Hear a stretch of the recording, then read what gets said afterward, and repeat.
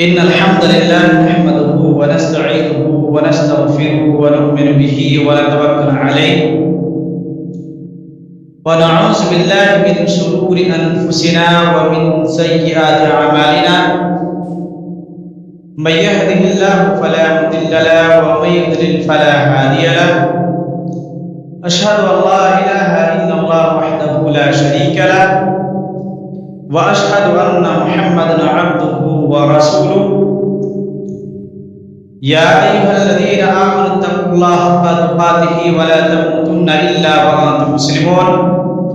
يا أيها الناس اتقوا ربكم الذي خلقكم من نفس واحدة وخلق منها زوجها وبث منهما رجالا كثيرا ونساء واتقوا الله الذي تساءلون به والأرحام إن الله كان عليكم رقيبا يا أيها الذين آمنوا اتقوا الله وقولوا قولا سديدا يصلح لكم أعمالكم ويغفر لكم ذنوبكم ومن يطع الله ورسوله فقد فاز فوزا عظيما أما بعد فإن خير الحديث كتاب الله وخير الهدي هدي محمد صلى الله عليه وسلم وشر الأمور محدثاتها وكل محدثة بدعة وكل بدعة ضلالة وكل ضلالة في النار فأعوذ بالله السميع العليم من الشيطان الرجيم من همزه ونفخه ونفسه بسم الله الرحمن الرحيم إنا أنزلناه في ليلة القدر وما أدراك ما ليلة القدر ليلة القدر خير من ألف شهر تنزل الملائكة والروح فيها بإذن ربهم من كل أمر سلام هي حتى مطلع الفجر وقال النبي صلى الله عليه وسلم بني الإسلام على خمس شهادة لا إله إلا الله وأن محمدا عبده ورسوله وإقام الصلاة وإيتاء الزكاة وحج البيت وصوم رمضان متفق عليه سبحان الله وبحمده وسبحان الله العظيم اللهم صل وسلم على نبينا محمد تمام طرح کی تعریف بزرگی و بڑائی حمد و ثنا اللہ رب العزت کے لیے لائق و زیبا ہے. جیسا کہ آج 14 شعبان ہے اور ہم نے سمجھا کہ ماہ شعبان کی فضیلت، اس کی اہمیت، شعبان کی کیا فضیلت ہے، شعبان کے مہینے میں ہمیں کیا کام کرنا چاہیے اور کیا نہیں کرنی چاہیے.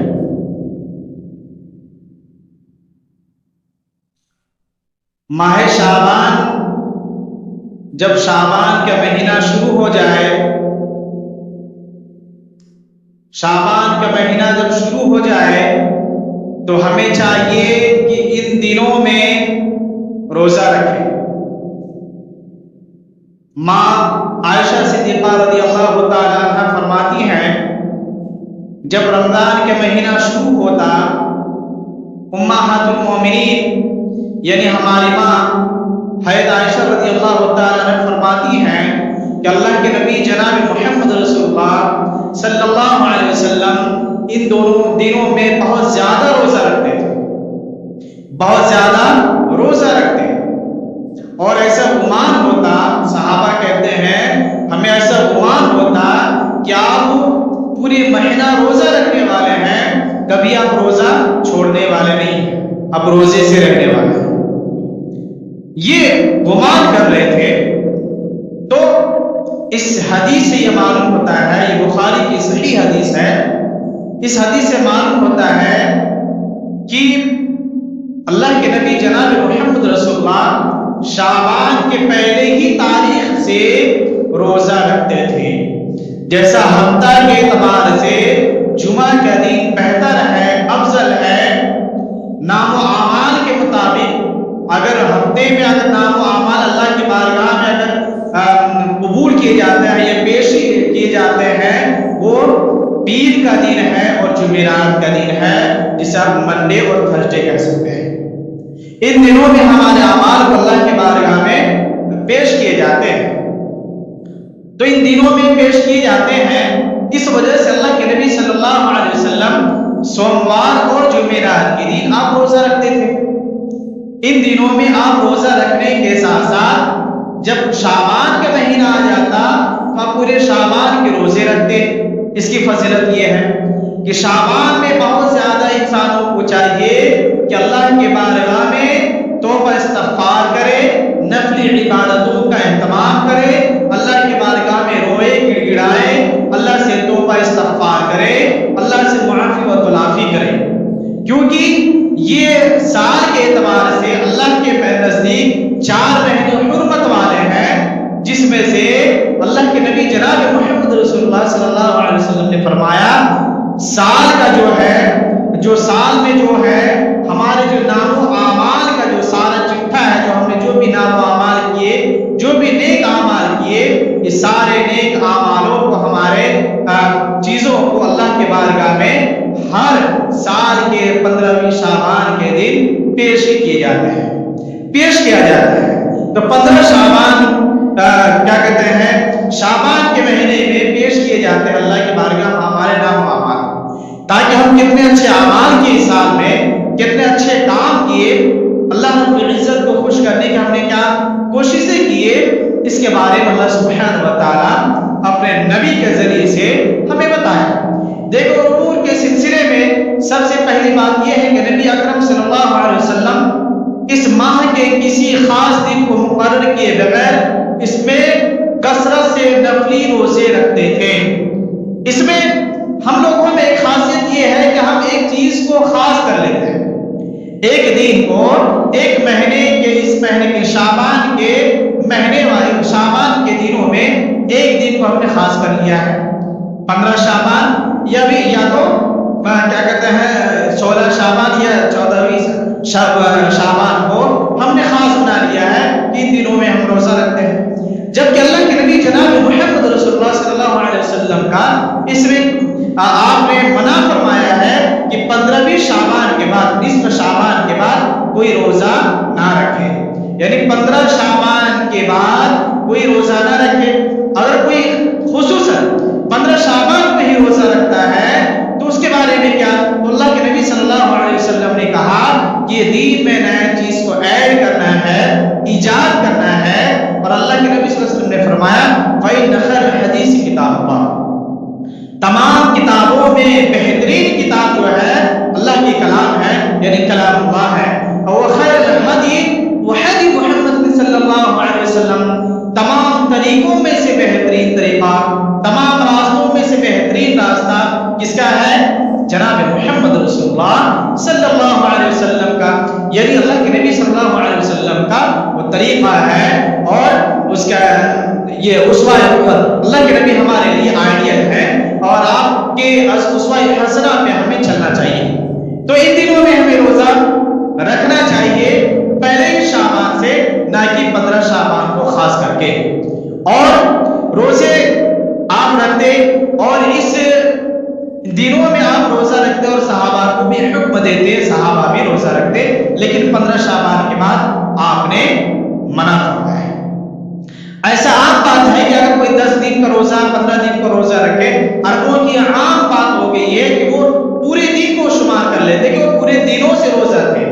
جیسا کہ کسی ماہ کے پورے روزے کبھی نہ رکھے. نبی صلی اللہ علیہ وسلم جب رمضان کے روزے آپ پورا رکھتے تھے، مکہ میں تھے تو آپ جو ہے کیا کہتے ہیں مکہ میں تھے تو رمضان کے روزہ رکھتے تھے. مدینہ آ گئے تو مدینہ میں آ کے اللہ کے نبی جناب محمد رسول اللہ محرم کے بھی روزہ رکھے اور محرم کے روزہ کے ساتھ ساتھ اللہ کے نبی صلی اللہ علیہ وسلم شعبان کے بھی روزہ رکھتے تھے. اور ان دنوں میں ہمیں اور آپ کو زیادہ سے زیادہ نفل عبادت کرنی چاہیے، روزہ رکھنی چاہیے اور صدقہ و خیرات کرنا چاہیے، کیونکہ یہ شعبان کے مہینے میں ہمارے نام و اعمال اللہ کی بارگاہ میں پیش کیے جاتے ہیں. تو اللہ کے نبی صلی اللہ علیہ وسلم فرماتے ہیں میری خواہش ہے، میں چاہتا ہوں کہ جب میرے نام و اعمال کو اللہ کے بارگاہ میں پیش کیا جائے تو میں اس وقت روزے سے رہوں، میں روزے سے رہوں، روزے کی حالت میں رہوں، تاکہ کہ ہمارے نام و اعمال جب پیش کیے جائے تو میں اس وقت روزے سے رہوں اور روزے داروں میں ہمارا شمار ہو. اور یہی وجہ ہے کہ روزے داروں کو اللہ سبحانہ و تعالیٰ قیامت کے دن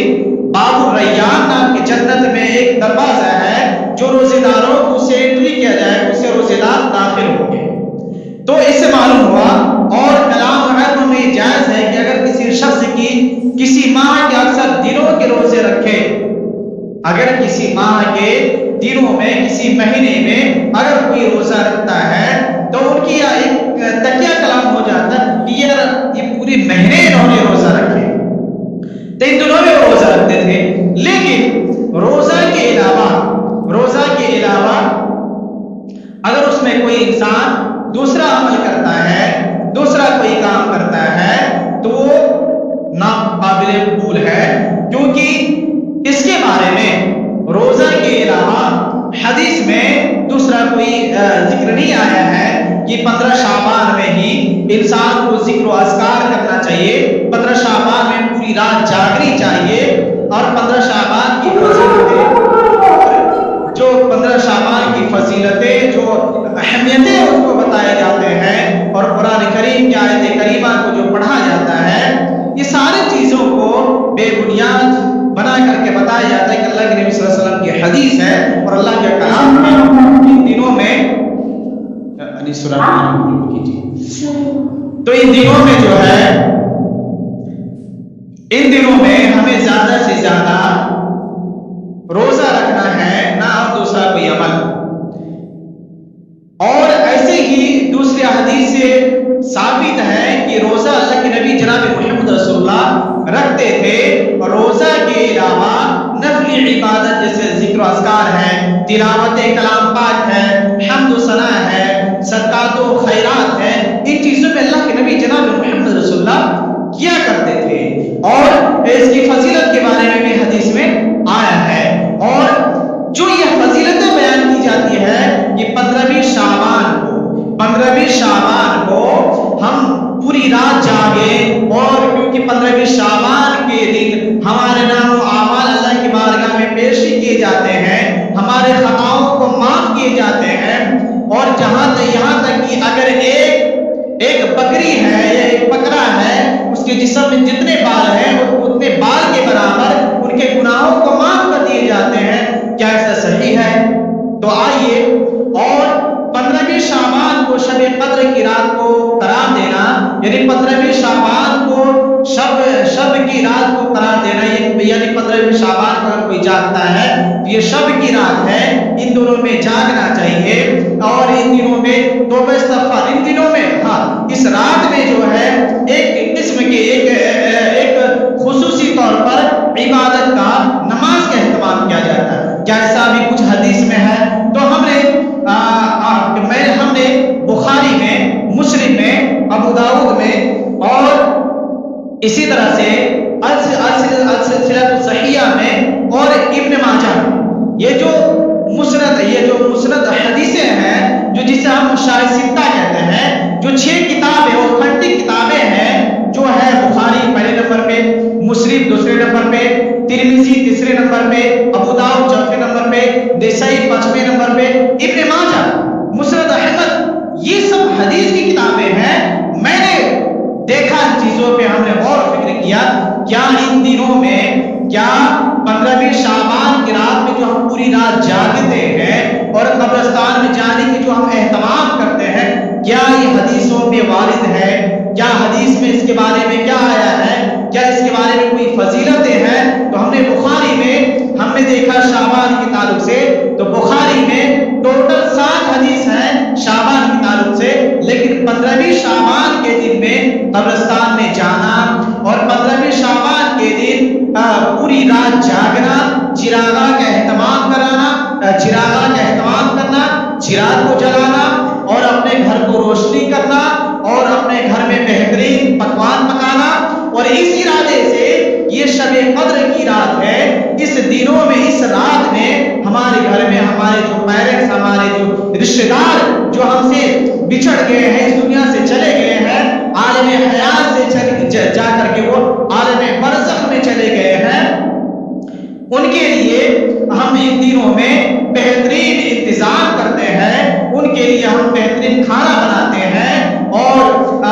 مولانا کو بلا کر کے ہم فاتحہ کرواتے ہیں اور اس طرح کے ذکر و اذکار کرواتے ہیں، کیا ایسا صحیح ہے؟ تو ہم نے بخاری میں ہم نے حدیث دیکھا، بخاری میں تقریباً 7 حدیث ہے، اس میں کہیں نہیں ملتا ہے۔ اسی طرح سے ہم نے مسلم میں بخاری میں 10 حدیث ہے، بخاری میں 10 اور مسلم میں ہم نے دیکھا شعبان کے تعلق سے کہ 15ویں شعبان کے دن کیا پوری رات جاگنا چاہیے، کھانا پکانا چاہیے اچھا بہترین، اور گھر میں چراغا اور لائٹ ووٹ کا انتظام کرنا چاہیے، ایسا کچھ ہے کیا؟ تو ہم نے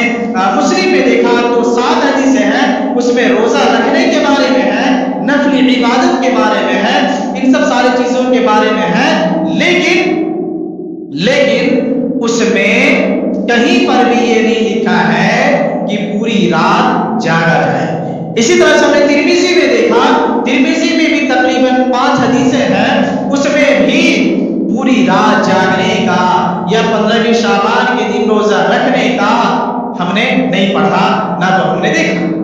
اسی طرح سے ابو داؤد میں تقریباً 12 حدیث ہے، ابو داؤد جو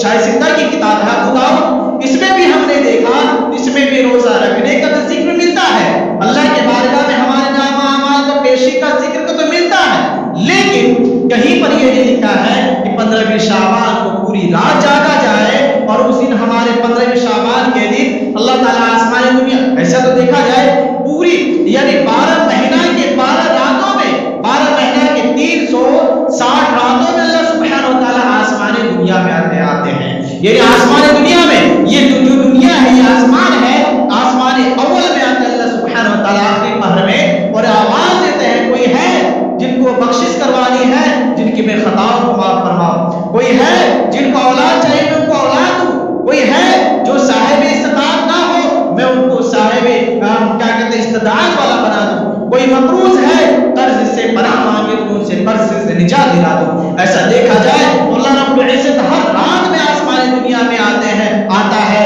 اور اپنے بندوں کے خطاؤں کو معاف فرماتا ہے، لیکن اس کو ایسے فکس کرنا کہ 15ویں شعبان کے ہی دن ہے ایسا حال، تو ایسا کئی حدیث میں ترمذی میں نہیں ملا، ابو داؤد میں نہیں ملا، نسائی میں شعبان کے تعلق سے تقریباً 22 حدیث ہے، 22 حدیث ہے، ہم نے دیکھا سارے جلدوں کو جو 8 جلد کے ہیں 10 جلد کے ساری کتابوں کو ہم نے دیکھا پڑھا، الحمدللہ اس میں کہیں پر بھی اس کے ذکر ہے، یعنی 15ویں شعبان کے دن رات کو پوری رات جاگنا، اس میں ذکر و اذکار کرنا اور ایک خصوصی طرح کے اجتماعی طور پہ نماز پڑھنا کہیں ثابت ہوئی ہے، اور اسی طرح سے ابن ماجہ میں بھی تقریباً 8 حدیث ہے، مسند احمد میں 25 حدیث ہے، کہیں نہیں ہے۔ اب آئیے جو ہے سورہ دخان کی آیت نمبر 3 کا جو لیتے ہیں، اِنَّا أَنزَلْنَاهُ مُبَارَكًا جو کتاب کا لیتے ہیں کہ اللہ سبحانہ و تعالیٰ نے قرآن کو جو ہے لیلۃ القدر میں یعنی مبارک رات میں نازل کیا، اور وہ مبارک رات جو ہے وہ شعبان ہے، شعبان کی 15ویں رات ہے۔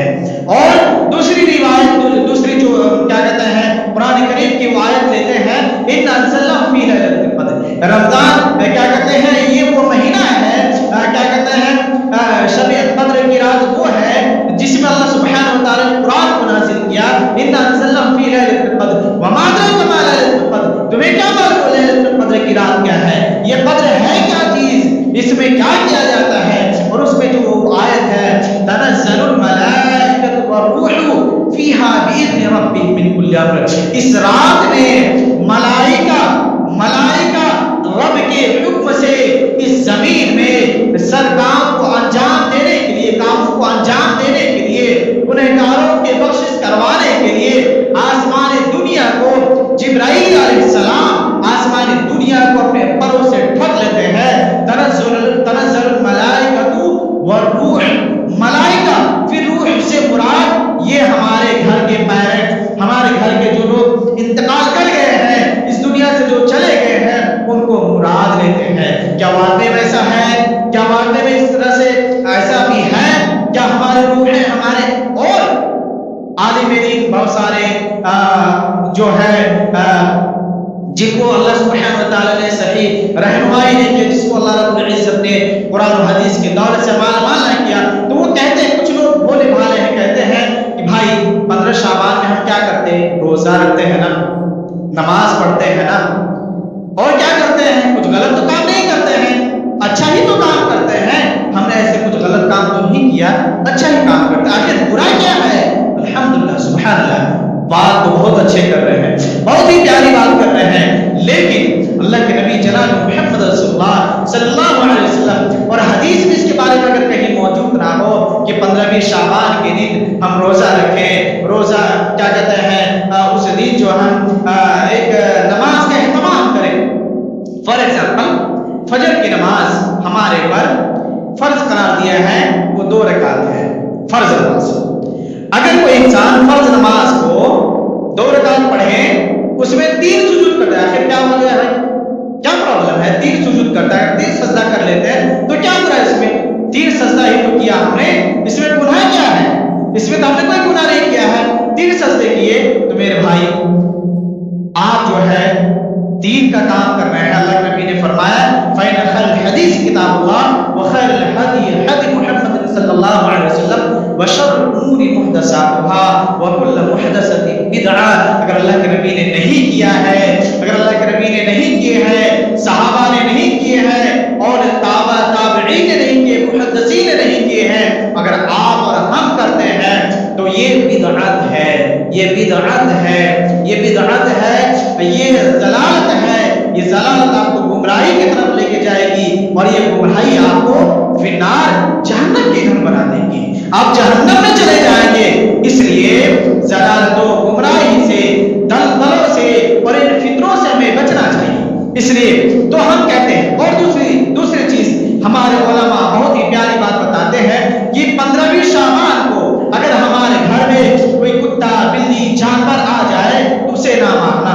کیوں نہیں مارنا؟ کیونکہ ہو سکتا ہے وہ کتا، بلی یا کوئی جانور وہ ہمارے پیرنٹس، ہمارے ماں باپ کو میں ایک سوال کرنا چاہتا ہوں، جتنے بھی علماء ہیں چاہے وہ کسی بھی مسلک کے ہو، وہ یہ کہتا ہے کہ دیکھو میرے بھائی کہ اللہ رب العزت جب اس دنیا سے کوئی انسان چلے جاتے ہیں، وہ انتقال کر جاتے ہیں، وہ پردہ کر جاتے ہیں، تو قبر کے اندر ان سے 3 سوال کیے جاتے ہیں، ما ربک، ما دینک، من محمد، محمد صلی اللہ علیہ وسلم کون ہے؟ اگر یہ سوال میں وہ اس سوال میں وہ کامیاب ہو جاتا ہے، اور اگر وہ کامیاب ہو جاتا ہے جنت کی کھڑکی کھولی جاتی ہے، جنت کی جہنم کو ان کو دکھایا جاتا ہے، جہنم کے دروازے کھڑکی کو کھولا جاتا ہے، کہتے ہیں کہ دیکھو یہ جہنم ہے، اللہ رب العزت نے آپ کو جہنم سے بچا لیا، اس جہنم سے اللہ تعالیٰ نے آپ کو بچا لیے، اور دیکھیے یہ جنت ہے، اور جنت بھی آپ کا ٹھکانہ ہے، یہ جنت میں آپ کا رہائش گاہ ہے، اس جنت میں رہیں گے۔ تو وہ میت وہ انسان کہتا ہے اے فرشتے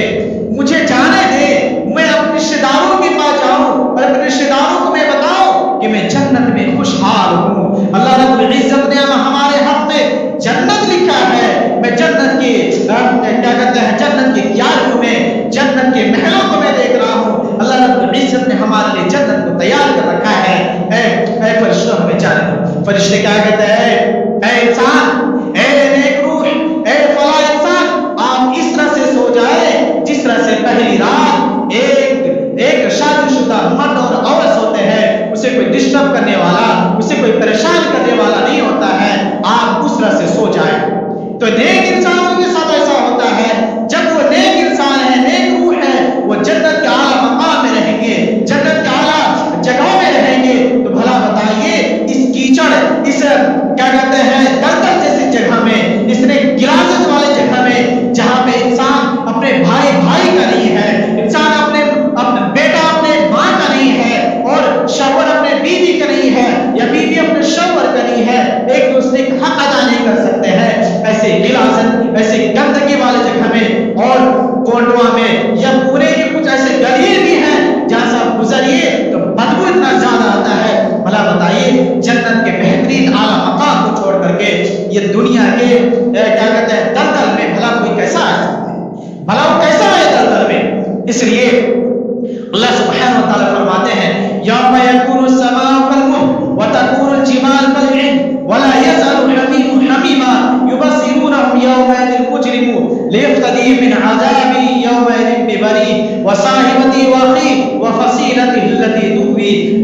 الارض جميعا ثم ينجي كلا انها لظى نزاعة للشوى. جس دن آسمان مصر تیل کی چلچٹ ہو جائیں گے، چلچٹ کے ہو جائے گا، اور پہاڑ مصر رنگیز اون کی طرح ہو جائیں گے، اور زمین جیسا اللہ سبحانہ فرماتا ہے اذا زلزلت الارض زلزالها، زمین کو جھنجھوڑ دی جائے گی، واذا زلزلت الارض زلزالها واخرجت الارض اثقالها، زمین کو جھنجھوڑ دی جائے گی، زمین سے پہاڑ اٹھا لی جائے گی، واخرجت الارض اثقالها وقال الانسان ما لها وقال الانسان ما لها، انسان اس وقت کہہ رہا ہوگا وقال الانسان ما لها، ہائے میری بدنصیبی، آج اس زمین کو کیا ہو گیا ہے، اس زمین میں ہم بلڈوزر کا چلاتے تھے، اس زمین میں ہم کھڈے کھودتے تھے، اس زمین میں نہ جانے ہم کیا سے کیا نہیں کرتے تھے، اس زمین کے اندر وہ طاقت وہ قوت نہیں تھی، آج اس زمین کو کیا ہو گیا ہے. وقال الانسان ما لها وقال الانسان ما لها یومئذ تحدث اخبارها، کیونکہ زمین کو اللہ سبحانہ و تعالی حکم دے کے رکھیں گے اے زمین اپنے اخبارات کو ظاہر کر. انسان اس زمین کے اندر مکر و فریب کر لے، دھوکہ کر لے، اور ڈکیتی چوری چمڑے جو بھی کر لے وہ آخرت کے دن وہ بچ نہیں پائے گا. وقال الانسان ما لها یومئذ تحدث اخبارها، اس لیے جس دن آسمان مثل تیل کی تلچٹ ہو جائے گا اور پہاڑ مثل رنگین اور اون کے ہو جائیں گے، اور کوئی دوست کسی دوست کا بچانے والا نہیں ہوگا، کوئی دوست کسی دوست کو بچانے والا نہ ہوگا، نہ پوچھے گا. حالانکہ ایک دوسرے کو دیکھیں گے اور پہچان بھی لیں گے، یعنی پہچان لیں گے، لیکن ایک دوسرے کو نہیں پوچھیں گے، ایک دوسرے کو نہیں پوچھیں گے، کیونکہ انہیں صرف اپنی پڑی ہوگی. وہ گنہگار اس دن عذاب کے بدلے میں دنیا کے اپنے دوست کو، اپنے احباب کو، اپنے قریبی رشتہ داروں کو، دوست احبابوں کو، دنیا کے سارے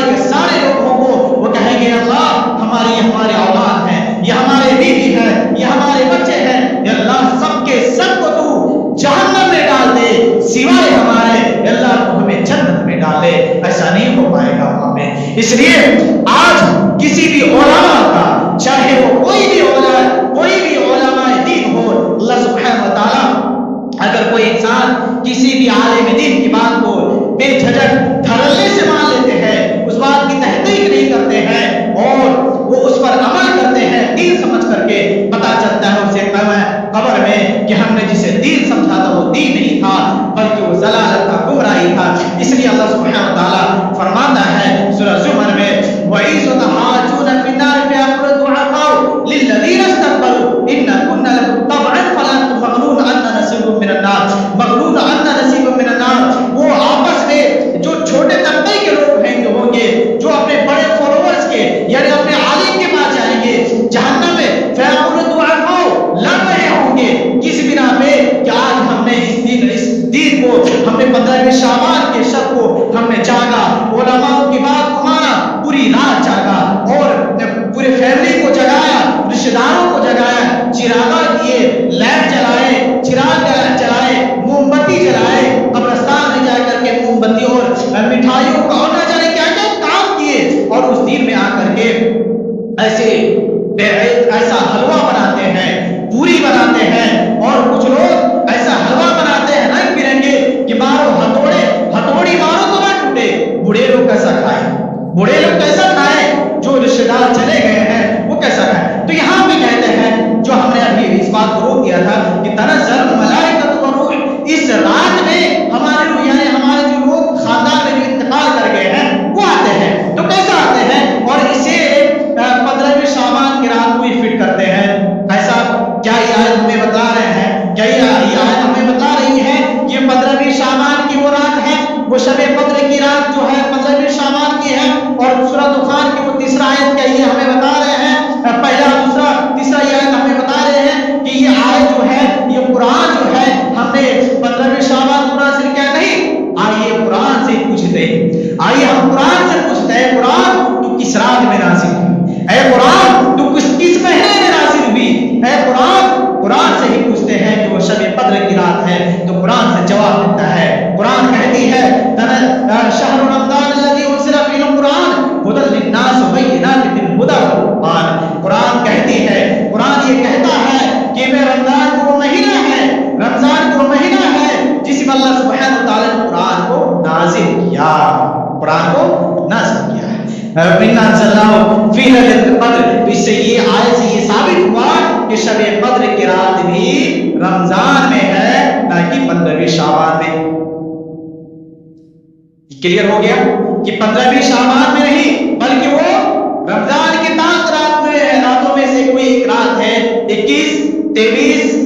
25, 27, 29, इन 5 रातों में किसी एक रात है जिसे हमें तलाश करना है, और इन दिनों में हमें जागना है, अल्लाह की बारगाह में रोना है, गिड़गिड़ाना है, अल्लाह से माफ में तलाफी करना है, और अल्लाह की बारगाह में हो सकता अल्लाह ताला माफ कर दे। तो इन सारे आयतों से, कुरान करीम और हदीस मुबारका से ये मालूम होता है कि वो 15वीं शाबान की रात नहीं है, वो 15वीं शाबान की रात नहीं है जिसमें हम जागते हैं। और दूसरी चीज कि हमारे घर में रूहें आते हैं, रूहों से कुरान जिब्राइल अलैहिस्सलाम है। आपने सुना होगा कि मेराज का दूल्हा कौन बना, जिब्राइल अभी से पूछ ले, सिदरा से आगे कौन गया, रूहुल अमी से पूछ ले। तो रूहुल अमी से मुराद खुद जिब्राइल अलैहिस्सलाम है। जिब्राइल अलैहिस्सलाम का दूसरा नाम रूहुल अमी भी है।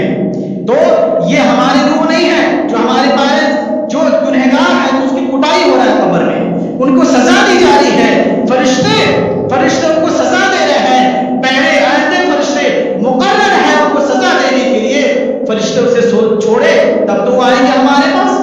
तब तो आएंगे हमारे पास। और जो नेक रूह है, जो नेक लोग हैं जिन्होंने दुनिया में अच्छे काम किए, अल्लाह सुब्हानहू व तआला फरमाते हैं, अल्लाह सुब्हानहू व तआला फरमाता है वल अस्र, कसम इस ज़माने की, इन्नल इंसान लफी खुस्र,